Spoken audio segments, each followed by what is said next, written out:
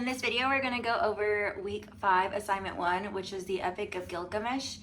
I'm going to kind of go over the high points and break down the story for you, which should help you answer the questions at the bottom.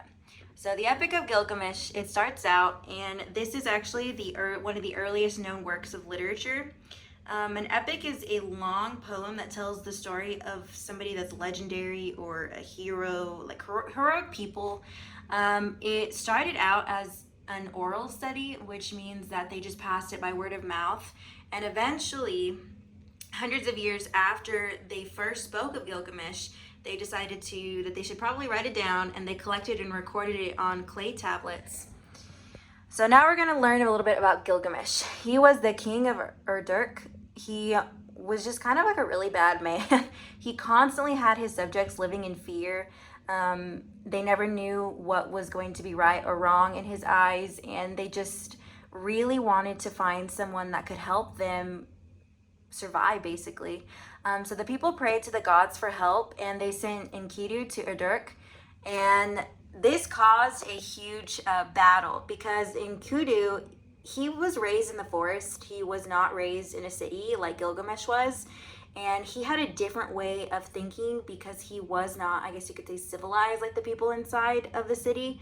And they got into this huge battle. They were fighting each other, and just mid-battle, they decided that they actually admired each other, which was crazy to think that these men were mid-battle ready to take each other out, and now they became best friends.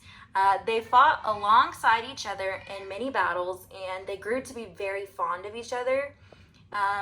Eventually, one of the well-known battles that they had was that they entered the Forbidden Cedar Forest.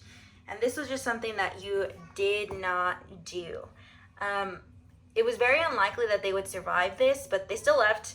And as soon as they entered the forest, they faced a grotesque monster named Humbaba.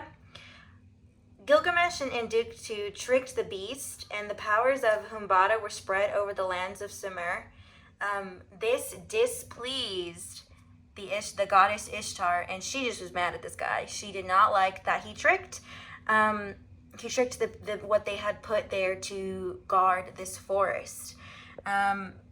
Eventually, she sent a fearsome bull of heaven to destroy the crops of the Sumerian farmers, but they killed the bull, and this made the gods so mad at Gilgamesh that they killed his best friend Enkidu.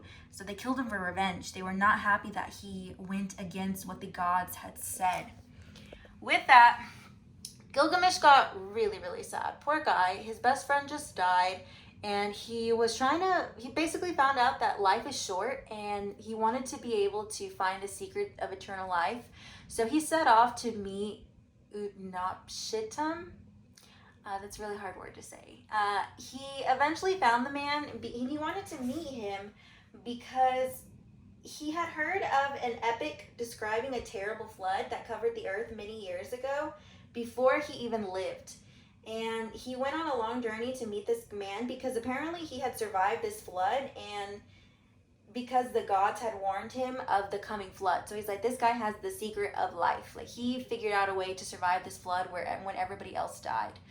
This man gave him an entirely new outlook on life, and eventually Gilgamesh returned to Uruk, and he was filled with so much wisdom with his adventures from Enkidu and that man that he became a gentle ruler, and he had a brand new view of life, and he saw this as a new beginning and a way to no longer mistreat people, and he realized that death is going to come.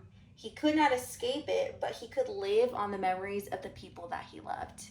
And that is the end of the story of the Epic of Gilgamesh.